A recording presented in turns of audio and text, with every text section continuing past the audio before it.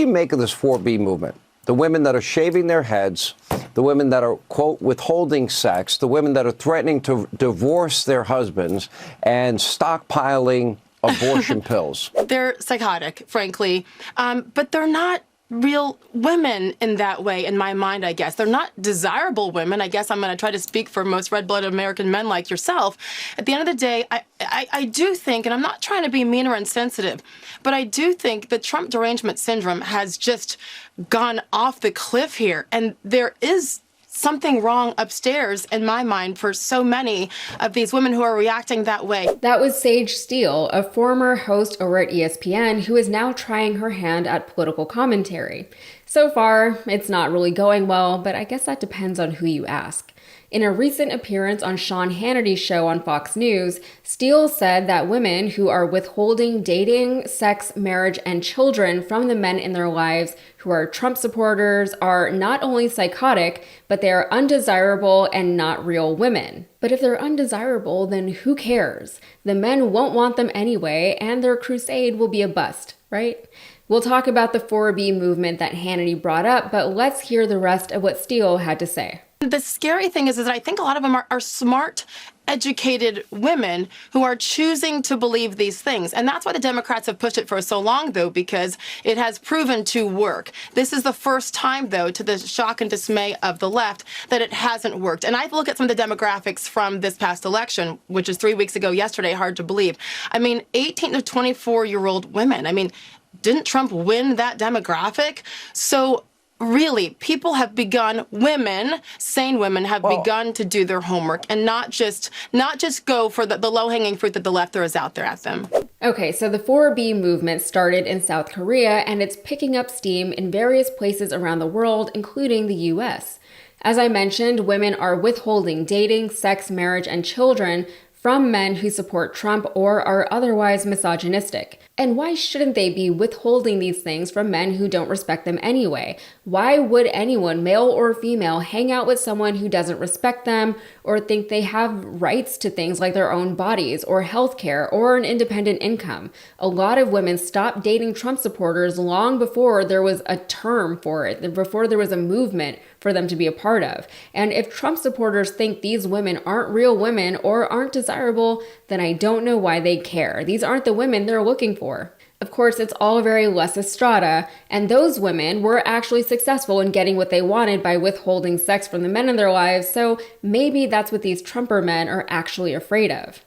And they're already mad about women not wanting to date them. There was a huge uproar from conservative men when surveys found that men who identified as conservatives or Trump supporters weren't as successful in the dating field. This list is crazy, and I want to fixate on the third spot there, the Joe Rogan podcast. Like millions of people around the world, I train by day, Joe Rogan podcast by night. Now, this probably doesn't mean anything to you, but for millions of people, I mean, Joe Rogan is the most listened to person, by my calculations, in the world. He has 3.5-hour-long podcasts. I recommend listening to them on 3.5 speed. To cope, some men have just decided to hide their political leanings from the women they're dating instead of being upfront about any of it. In other words, they thought lying about these women, by omission maybe, about their fundamental beliefs about women and insulting the women by not allowing them to make informed decisions for themselves would endear these same women to them. And that's why they had to move over to their own conservative dating app.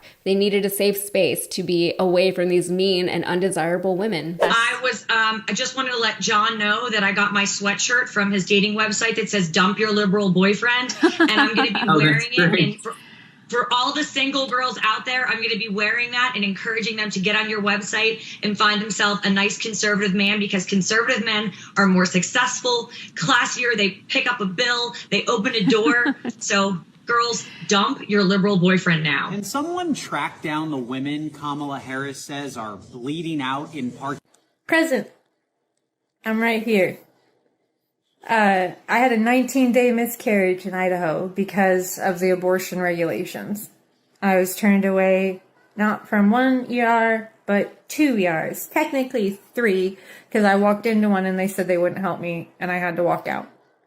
On day 8, I went to the 3rd official ER that I got checked into, and I never did receive a DNC.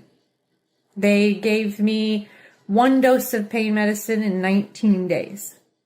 I continued to suffer exponentially for the next 11 days.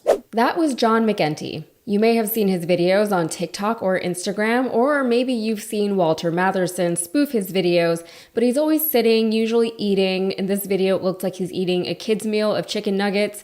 And then he always presents some very conservative talking point or a criticism of a liberal or progressive talking point in a succinct, snarky way, as if he's just wondering about things and shrugging. It's a perfect format for short-form political content, the kind of content where you don't want your audience to think too hard about what they just watched. You don't want to discuss or explain your point at all. You just want to plant seeds in their minds, maybe enrage them to the point of actually engaging with your content.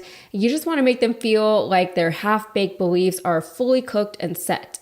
But McEntee isn't just a social media influencer. He's well established on the right as a Project 2025 staffer, and he was the director of White House personnel in the Trump administration. He was literally the man closest to the president, Johnny McEntee, President Trump's personal assistant, his body man, abruptly forced out of his post and escorted off the White House grounds Monday.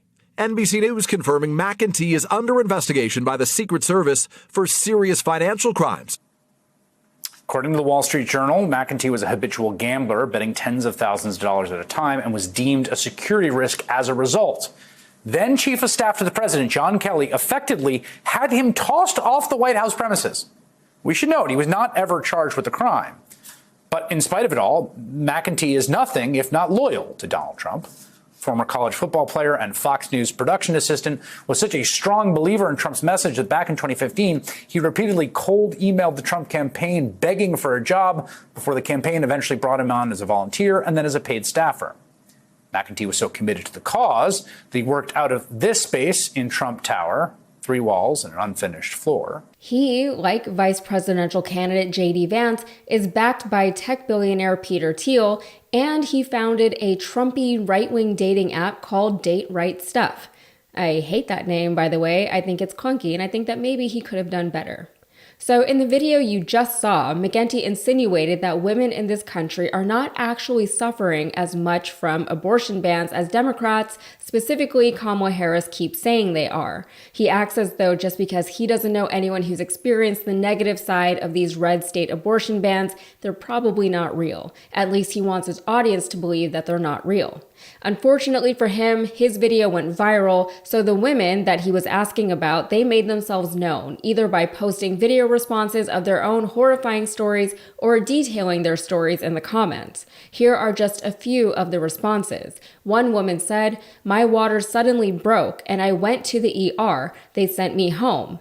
Started cramping and went back to the ER. I miscarried at 17 weeks in the restroom at the ER because I wasn't deemed an emergency." So it doesn't sound like she was trying to kill her baby. Another woman said, "I was told when I had a possible ectopic pregnancy that I would have to wait until it made me septic to get the surgery to save my life."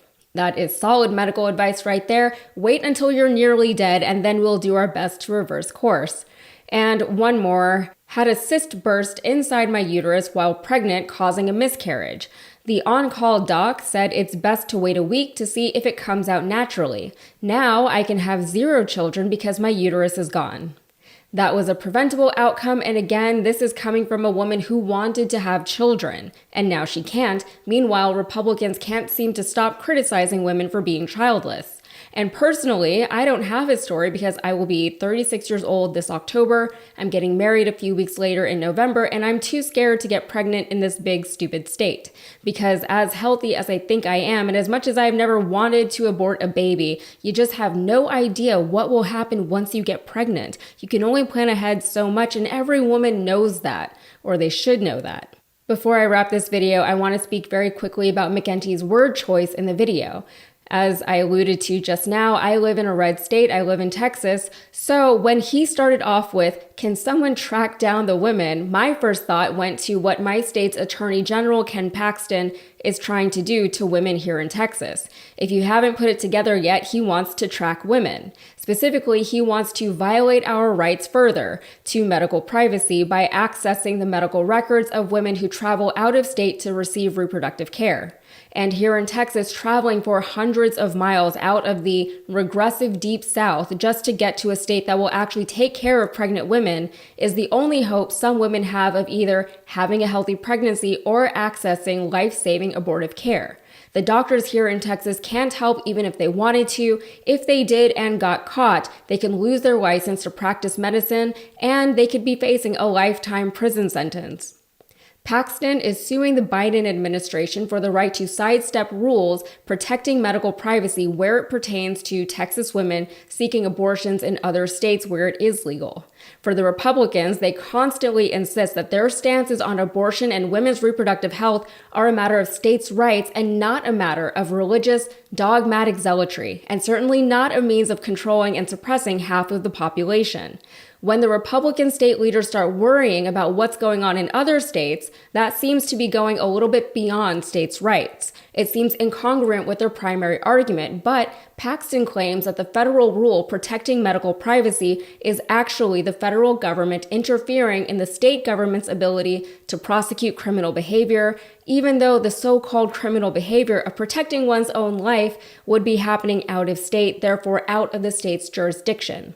Now, just to be clear, he wants permission to violate HIPAA on political grounds. He wants to claim that he's acting on behalf of criminality, but it's only a crime because he called it a crime. In response to the lawsuit, the Department of Health and Human Services released a statement saying, the Biden-Harris administration remains committed to protecting reproductive health privacy and ensuring that no woman's medical records are used against her, her doctor, or her loved one simply because she got the lawful reproductive care she needed.